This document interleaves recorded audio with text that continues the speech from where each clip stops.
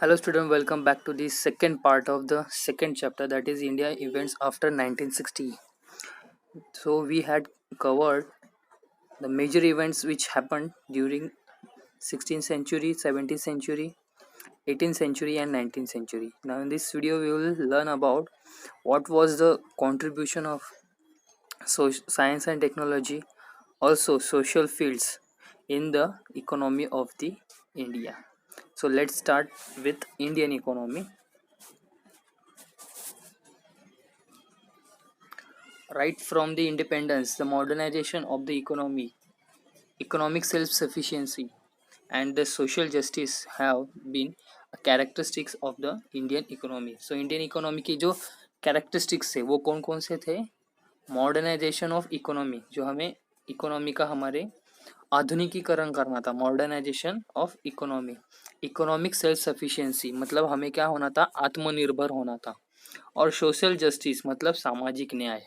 तो ये major characteristics थे इंडियन इकोनॉमी के। तो इन्हीं चीज़ों पर इंडियन इकोनॉमी को काम करना था। India want to be acquired modernity and self reliance by establishing industry. So India को क्या चाहिए था, इंडस्ट्रीज चाहिए थी। तो ऐसी इंडस्ट्री इस्टेब्लिश कर से हमें क्या करना था, हमें मॉडर्निटी और सेल्फ रिलायंस मतलब आत्मनिर्भरता और आधुनिकीकरण का एक अच्छा उदाहरण हमें वहाँ पर पेश करना था।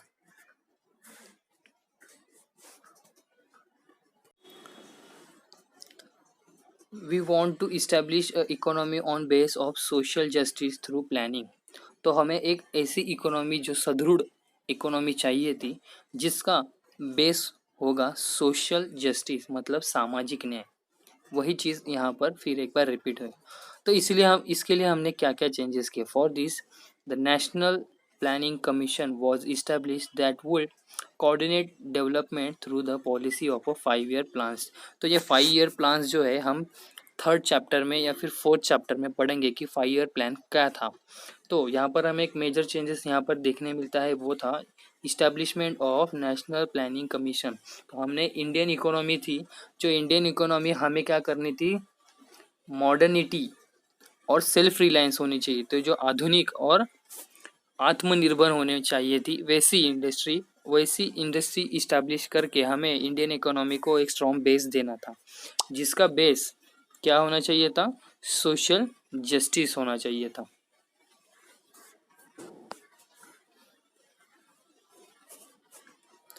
तो ये 5 ईयर प्लान में हम नेक्स्ट चैप्टर में कॉन्सिक्यूटिव चैप्टर में हम यहाँ पर पढ़ेंगे। तो ये नेक्स्ट पॉइंट यहाँ पर हम देखेंगे कि the Narasimha Rao government started economic reforms in 1991। तो हमने नरसिम्हा राव के बारे में पिछले ही लेक्चर में पढ़ लिया था। तो उन्होंने जो मेजर रिफॉर्म्स लाए थे वो किस फील्ड में थे, इकोनॉमिक्स के फील्ड में थे। कभी किया था, 1991 में। This economics reforms are called as the economic liberalisation. तो इसे ये जो इकोनॉमिक इवेंट हुआ था या फिर इकोनॉमिक रिफॉर्म्स हुआ था उसे हम क्या कहेंगे, तो ये जो इकोनॉमिक रिफॉर्म्स हुआ था उसे हम क्या कहेंगे, इकोनॉमिक लिबरलाइजेशन। तो लिबरलाइजेशन का मीनिंग क्या होता है, उदारीकरण। मतलब कि हमें इससे पहले जो हमारी इकोनॉमी थी उस पर हमारा सेंट्रल गवर्नमेंट का पूरा वर्चस्व था। मतलब जो भी इकोनॉमिकल रिफॉर्म्स हो गए, जो भी इकोनॉमी के नए आयाम हम डिज़ाइन करेंगे, उस सब में सेंटर जो था, सेंट्रल गवर्नमेंट थी उस वो हमेशा हस्तक्षेप करती थी, और इसी की वजह से हमारी इकोनॉमी को थोड़ा सा रिस्ट्रिक्शन मिल जाता था। लेकिन जो नरसिम्हा राव जी की गवर्नमेंट थी 1991 में, उन्होंने इकोनॉमिक रिफॉर्म्स लाया, वो था इकोनॉमिक लिबरलाइजेशन। मतलब जो रूल्स एंड रिस्ट्रिक्शंस इकोनॉमी पर लगाए गए थे वो थोड़े से लेवल पर कम किया गया था। तो जिससे क्या होगा कि हमारी इकोनॉमिक एक्टिविटी बढ़ जाए और हमारी इकोनॉमी को बूस्ट मिल जाए। ये उसके पीछे का एक मेन रीज़न था। The Indian economy flourished as a result of a implementation of this policy. तो देखो यहीं पर क्या हुआ, ये इकोनॉमिक लिबरलाइजेशन आने के वजह से क्या हुआ, हमारी इकोनॉमी फ्लरिश हो गई, मतलब बढ़ गई। तो एक पॉजिटिव चेंज यहाँ पर हमें देखने मिला। The foreign investment in India increase. तो इससे क्या हुआ था कि हमने हमारे जो रूल्स रेगुलेशंस थे वो हमने कम करने के बाद हमें यहाँ पर फॉरेन इन्वेस्टमेंट जो थी वो इंडिया में इंक्रीज हो गई थी। मतलब जो फॉरेनर्स है वो अभी इंडिया में इन्वेस्ट करने के लिए शुरू कर रहे थे। तो skilled Indian professional help reform the Indian economy.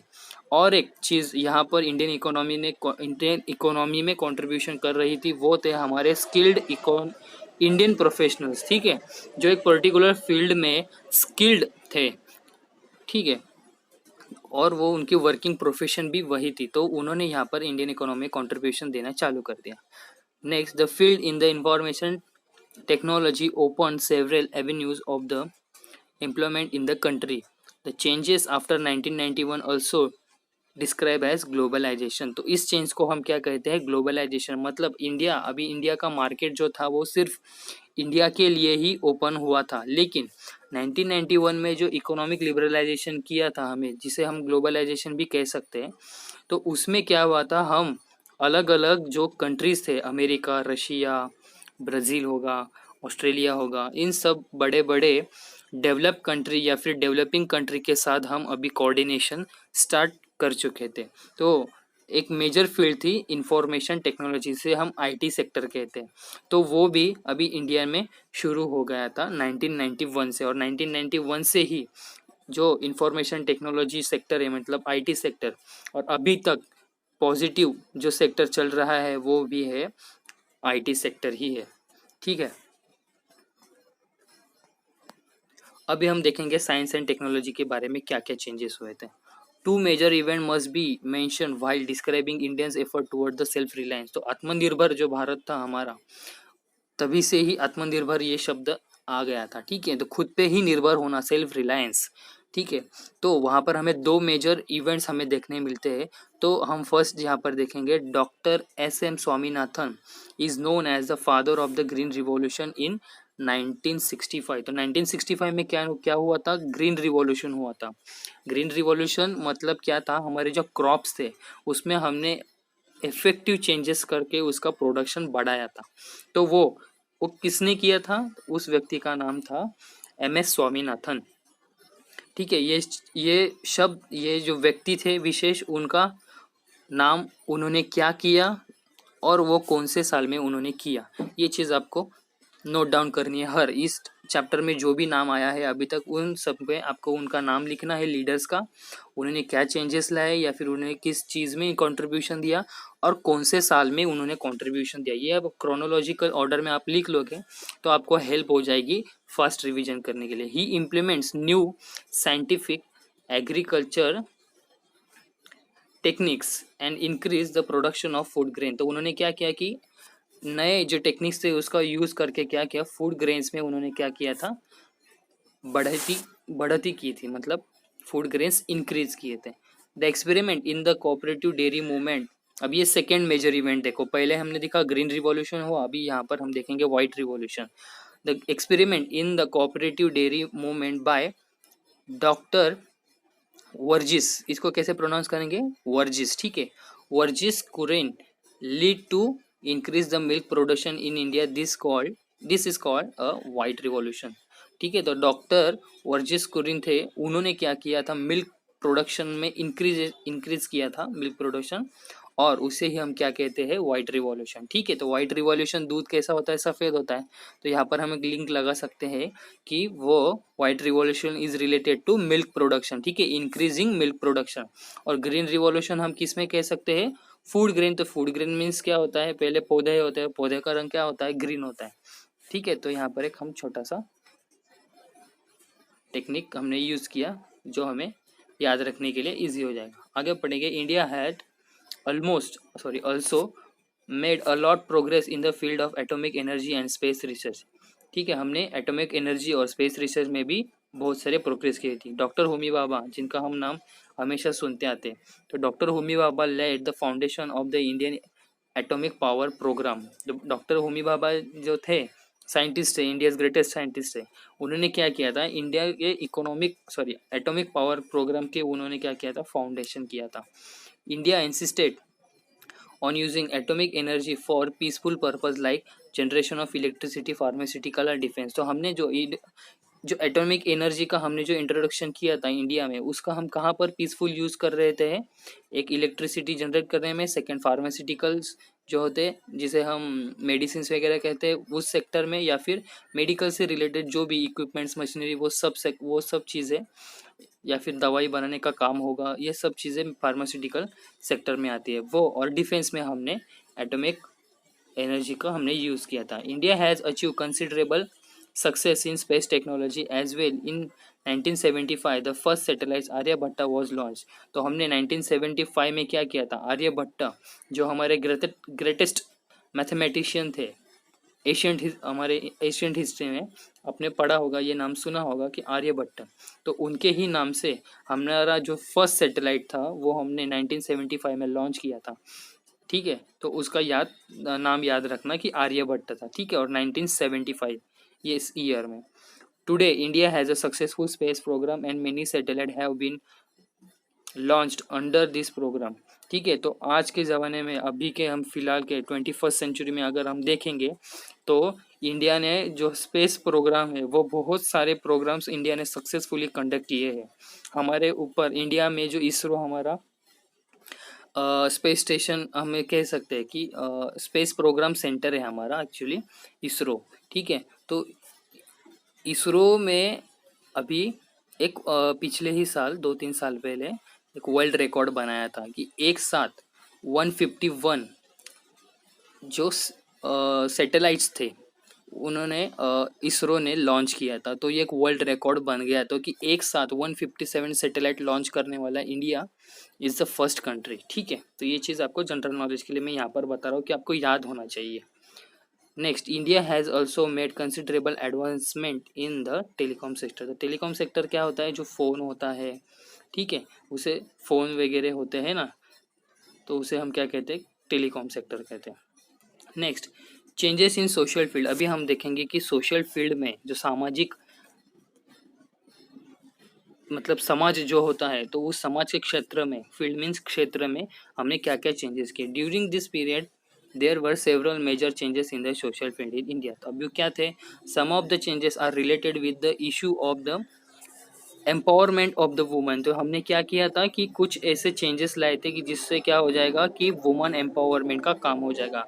And the others are related with the policies regarding the uplift of the deprived section of the society. तो हमारे सोसाइटी के जो पिछड़े हुए वर्ग थे, डिप्राइव्ड सेक्शन मतलब जो पीछे पड़ गए थे कुछ कारणवश, जैसे कि किसकी इकोनॉमी स्ट्रांग नहीं होती है तो वो पीछे हो जाते हैं हमारे सोसाइटी में, तो उनके लिए और हमने वुमेन्स के लिए जिनका एम्पावरमेंट होना चाहिए था, इसमें हमने सोशल जो हमारा मतलब सामाजिक क्षेत्र है उसमें हमने ये दो चेंजेस किए थे। ठीक है, to promote the all around development of women and children, a separate department of women and child development was created in 1985 under the Ministry of Human Resource Development।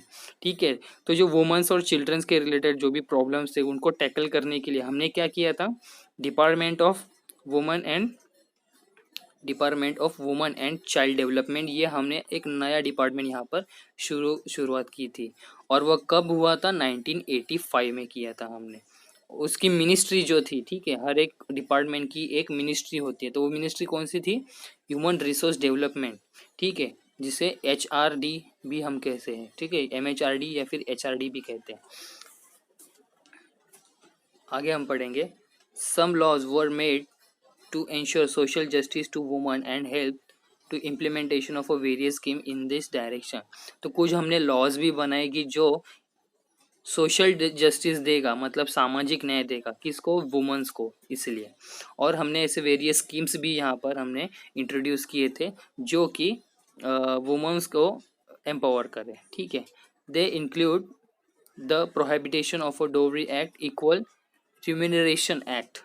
ठीक है, तो इसमें हमने दो मेजर एक्ट्स कौन से मतलब हमारा जो राज्यसभा लोकसभा होता है उसमें हम दो लॉ बनाते हैं। ठीक है, तो उसमें हमने कौन से लॉ बनाया था कि एक dowry act and equal प्रोहिबिटेशन of dowry act and equal remuneration act. इससे क्या कहते हैं मालूम है? जो दहेज, ठीक है, शादी होने के बाद लड़की वालों को लड़के वालों को एक पैसा देना होता है, ठीक है, ऐसी पहली प्रथा थी। तो इससे क्या होता था कि जो लड़की वाले थे उनका जो इकोनॉमी था वो डाउनवर्ड साइड चला जाता था, मतलब बहुत सारा पैसा देना पड़ता था। तो लड़की वाले की जो मतलब पिताजी या फिर माताजी होते थे उनका घर पे वो फिर इकोनॉमिक क्राइसिस आ जाता था। और इससे क्या होता था कि जो हम दहेज देते थे ना उससे क्या होता था कि हमारे समाज में फिर ऐसी आगे जाकर एक मान्यता बन गई कि लड़की को जन्म ही नहीं देना चाहिए। क्यों? अगर लड़की को जन्म देगा तो उसकी शादी करना पड़ेगी और शादी में हमको क्या देना पड़ेगा? दहेज देना पड़ेगा। तो वो दहेज ना देना पड़े इसीलिए क्या होता था, एबॉर्शन वाले बहुत सारे केसेस उस ज़माने में हमें देखने मिलते थे। अभी इतना नहीं मिलता है देखने के लिए। अभी हमने इसीलिए ये प्रोहिबिटेशन of dowry act and equal remuneration act हमने यहाँ पर बनाया है। ये एक स्ट्रिक्ट लॉ है। हम अभी देखेंगे as per the 73rd and 74th constitution amendment. तो ये एक्ट्स कौन से कॉन्स्टिट्यूशन अमेंडमेंट्स में बनाए गए? 73rd and 74th amendment acts में बनाए गए। ये आपको इम्पोर्टेंट है। हमें बहुत सारे चेंजेस तो 74th and 73rd constitution amendment में एक्ट जो लॉज बनाए गए हैं वो इन दोनों में बहुत सारे लॉ हमने बनाए थे। Seats were reserve for the woman in local government body. तो हमने क्या किया था कि इक्वलिटी, जेंडर इक्वलिटी को बढ़ावा देने के लिए, मतलब मेल और फीमेल का रिप्रेजेंटेशन जो है वो सेम रखने के लिए हमने यहाँ पर क्या किया था, जो हमारा गवर्नमेंट बॉडी थी उसमें हमने वुमेन्स के लिए सीट्स जो थे वो रिजर्व करके रख लिए थे, ठीक है। मतलब आरक्षण जो है ना, तो महिलाओं को वहाँ पर आरक्षण मिल रहा था। According to the maker of Indian constitution, मतलब जिन्होंने हमारा संविधान बनाया है उनके हिसाब से some constituent of the Indian society were deprived of dignity and equal opportunity due to caste system. तो कास्ट सिस्टम की वजह से क्या होता था कि हमारे जो वीकर सेक्शन है, जो समाज में पिछड़ा हुआ वर्ग है, उन्हें बहुत सारा अन्याय का सामना करना पड़ता था। तो उनके लिए भी हमने, मतलब वो सोशल फील्ड में ही आते हैं, ठीक है, समाज में ही आते हैं ना, तो उनके लिए हमने क्या चेंजेस किए। एक, the Kaka Saheb Kalelkar commission was setup in 1953 to make the recommendation so as to improve their condition. तो उनकी जो कंडीशंस थी, जो पिछड़े हुए वर्ग की, उनको उनका सम्मान वापस दिलाना था। तो उसी के लिए काका साहेब कालेकर ये एक व्यक्ति थे और उनके व्यक्ति के अंडर एक कमीशन गठित की गई थी क्यों 1953 में, ठीक है। काका साहेब कालेकर जो थे उनके अंडर एक कमीशन गठित की गई वो 1953 में। तो उन्हें रिकमेंडेशन करने के लिए कहा था कि थोड़े से आप रूल्स रेगुलेशंस बनाओ या फिर इस पर चर्चा करो कि जो हमारा पिछड़ा वर्ग है हमें जो मेन स्ट्रीम ऑफ सोसाइटी है उसमें लाने के लिए हम क्या क्या चेंजेस कर सकते हैं।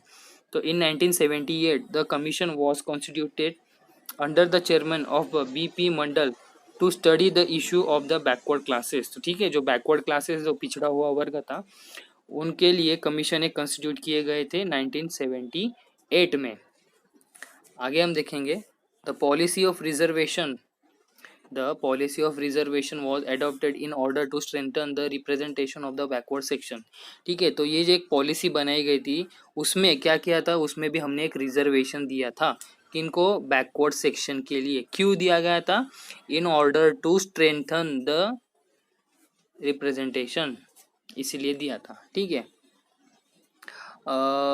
अभी वो कहाँ कहाँ पर दिया था? वेरियस सर्विसेज और इंस्टीट्यूशन में दिया था, ठीक है। वे मतलब अलग अलग प्रकार के जो सर्विसेज होते हैं गवर्नमेंट में, वो वहाँ पर, या फिर प्राइवेट सेक्टर में भी, वहाँ पर जो भी सर्विस प्रोवाइड करते हैं तो उस सर्विस सेक्टर में और कोई इंस्टीट्यूशन, एजुकेशनल इंस्टीट्यूट्स होते हैं, हेल्थ इंस्टीट्यूट्स होते हैं, ठीक है, तो वहाँ पर उन्हें वहाँ पर आरक्षण की सुविधा की गई थी।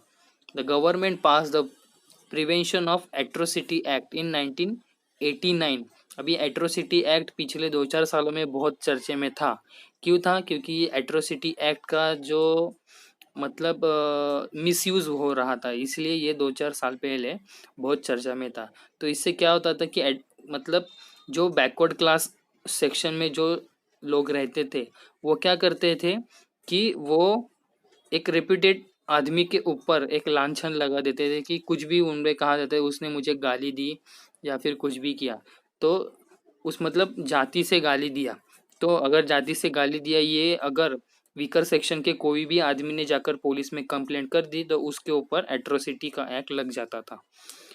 तो इसका मिसयूज हुआ था, लेकिन उस जमाने में 1989 में ये नीडफुल था, क्योंकि जो मेजोरिटी पोर्शन थी वो जो माइनर पोर्शन होता है हमेशा उसको क्या करते हैं, वो दबाने की कोशिश करते हैं। तो इसलिए ये एट्रोसिटी एक्ट वहाँ पर इंट्रोड्यूस किया गया था to enable those belonging to the scheduled caste and the tribes to live with dignity and respect free from fear violence and operation of the upper classes. देखो मैंने कहा था ना, जो मेजर सेक्शन होता है उसे हम अपर क्लास कहते हैं, ठीक है।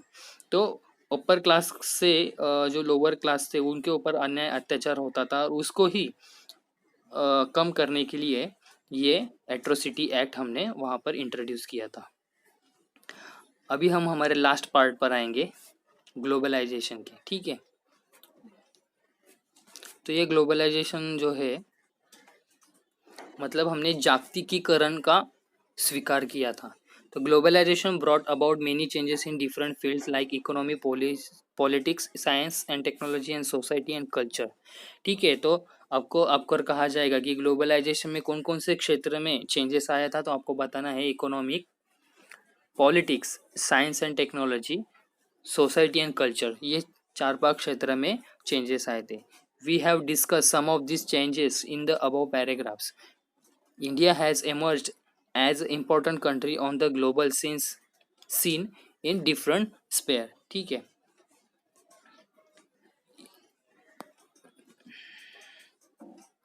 India is an important member of the international organisation. अभी ये इंटरनेशनल ऑर्गेनाइजेशन ये इम्पोर्टेंट है, ये आपको याद रखने ही रखने हैं। और आप कभी भी न्यूज़, इंग्लिश न्यूज़पेपर देखोगे तो ये इन चीज़ों का हमेशा वहाँ पर जिक्र किया होता है। एक G20 होता है और एक ब्रिक्स होते हैं, ठीक है। ये क्या है G20 और ब्रिक्स, तो आपको समझ में आना चाहिए वो एक इंटरनेशनल ऑर्गेनाइजेशन होते हैं, ठीक है। नेशनल ऑर्गेनाइजेशन अलग होते हैं, इंटरनेशनल जो 2 कंट्रीज के बीच में या फिर 3 कंट्री मतलब नंबर ऑफ कंट्रीज के बीच में जो भी ऑर्गेनाइजेशन इस्टेब्लिश होते हैं उसे क्या कहते हैं, इंटरनेशनल ऑर्गेनाइजेशन।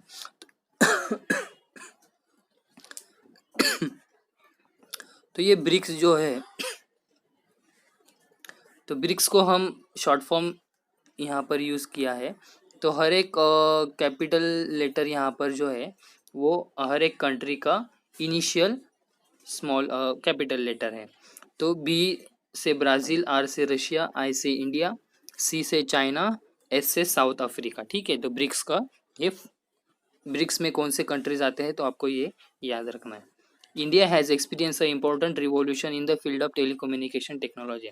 तो इंडिया ने क्या किया था, ये बहुत सारे रिवॉल्यूशंस यहाँ पर किए थे टेलीकम्युनिकेशन एंड टेक्नोलॉजी के सेक्टर में। तो वो कौन कौन से थे, mobile phones, internets and the communication facility based on satellite have spread across the country. ये तो हमको पता है कि बाद में हमने मोबाइल फ़ोन्स और इंटरनेट और टेलीकम्युनिकेशन फैसिलिटीज़ जो थे उसमें हमने बढ़ावा दिया था। In the political field India has demonstrated to the world how a stable democracy can functionally successful, ठीक है। तो हमने एक एग्जांपल सेट किया था कि stable democracy can function successfully, ठीक है। अगर एक स्टेबल मतलब एक शांत या फिर उसमें कोई भी विध्वंस नहीं हो, या फिर हम कह सकते हैं, तो स्टेबल का मीनिंग आपको पता है, ठीक है। जो मतलब क्या होते हैं, अचल है, जिसमें कोई भी चेंजेस नहीं होते, वो एक स्टेबल है।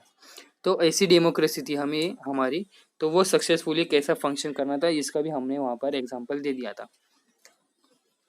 All this has resulted in total transformation in the lifestyle of Indians and especially the young। तो इन सब चीज़ों से क्या हुआ, तो इंडियंस थे और स्पेशली जो हमारे यंग्स थे उनमें क्या उनके लाइफस्टाइल में चेंजेस आ गए थे, ठीक है। These changes are visible from the these changes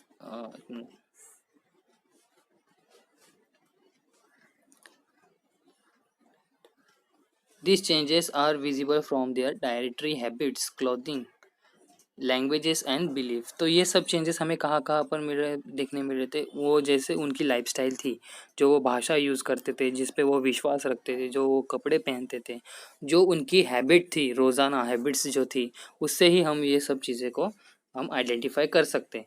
in the next chapter we are going to be study the some internal challenge before India. तो नेक्स्ट चैप्टर में वो देखेंगे।